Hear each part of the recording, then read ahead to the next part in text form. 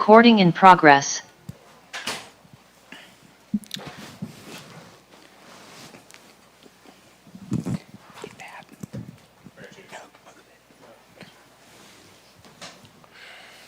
All right, we will continue on with Atlanta United manager Rob Valentino. Ask you for just a quick opening statement, and then we'll take questions.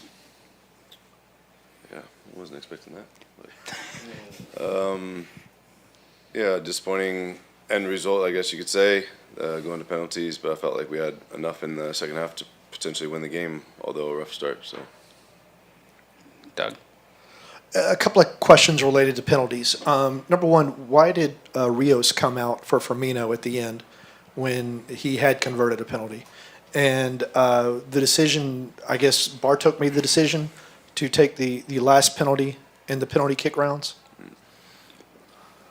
I don't know if Danny's injured or it was a cramp or something, but he asked to come off because per injury, or I don't know if it's an injury. I don't want to state it's an injury if it's really not, but he asked to come off because something in his calf.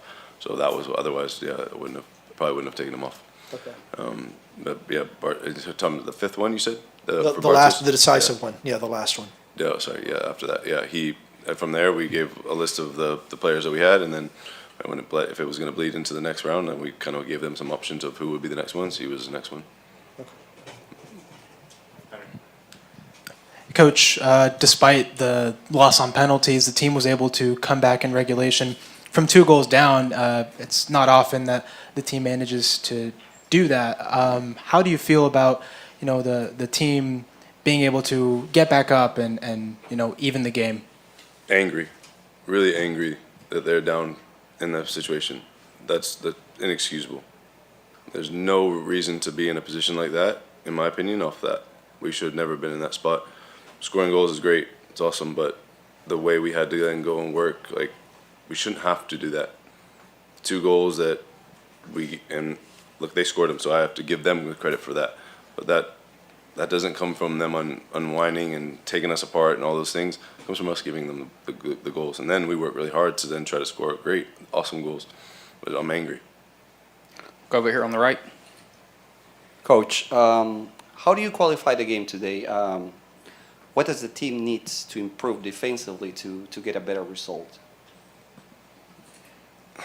Not give 2 goals to the opponent and then you put yourself on the back foot. I feel like that, obviously it doesn't help.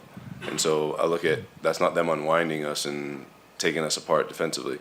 That's us giving them 2 goals, literally. So after that, we're chasing it, and it becomes a little bit of a chaotic game. And yeah, we can look at things that we can do better defensively, of course, for sure.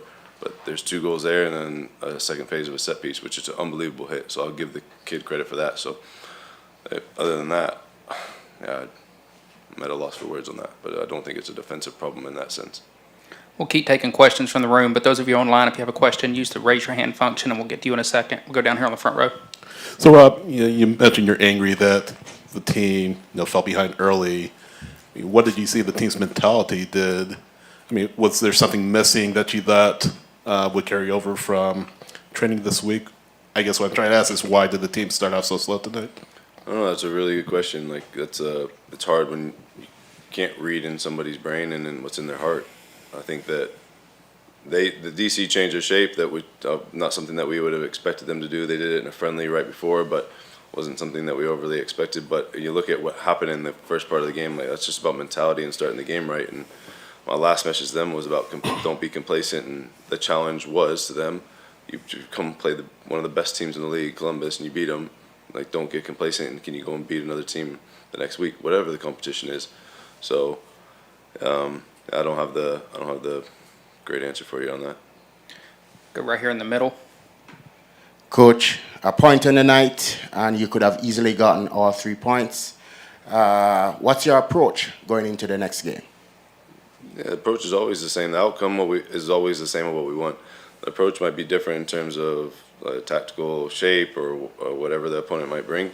But there's what he talked about there. Like there's a big part of the mentality that has to be right, and if the mentality doesn't change in our group, then we could be in for a rude awakening. Go down front. Rob, I'm just curious, did you have any type of message for Josh after what seemed to be a pretty rough first half? Did you tell him anything at halftime? You have any message for him? No. I had a message to the group, but not specifically to him. Anything else in the room? Down front? Yeah, just one more from me. You have a little time off before you play Santos next Sunday. Do you value that? Does that kind of gap, do you think that hurts the team, or does that help the team now that they have more time to rest than Santos will? Yeah, we'll see. I mean, I think we've not had a ton of rest, and even like going into that last week of training, it was so much that we had done in terms of the 2 months before, travel, training sessions, games. We just had a lot on our plate, and that's not. I don't use that as an excuse. I'm just using it as the facts of what we had. And then we go into that week, and it was almost like you're catching your breath. And then now, hopefully, we can go into something where we get some rest here, and hopefully it'll help us and let us reset and refresh a little bit. Doug? Had Rios not come off, would he have been one of the 5? Don't know if that really matters at the moment. He came off, so I don't mean to be rude on it. It's just No, like you're fine. he's off the pitch. So Right here to John. Doug, if you'll pass that. There we go. Coach, the sub for Jay for Dax, was that strategic, or was there a tweak with Jay in that situation? What was the sub? yeah, it wasn't anything. I would say. I mean, honestly, it could have been. We could have subbed a lot of them, and I think that was not a big thing on Johnny's performance or anything like that. I just felt like the experience of Dax, getting him in the middle of the pitch and kind of shoring things up and bringing some calmness to the group. And that's not to say that Johnny can't do those things. It just felt like that was what we needed in the moment. And I'll look back on it and see if that is the right decision I made. Time for one more back here in the back, Tyler. I know it was a relatively short run out, but can you just talk a little bit about Pedro Amador's first minutes?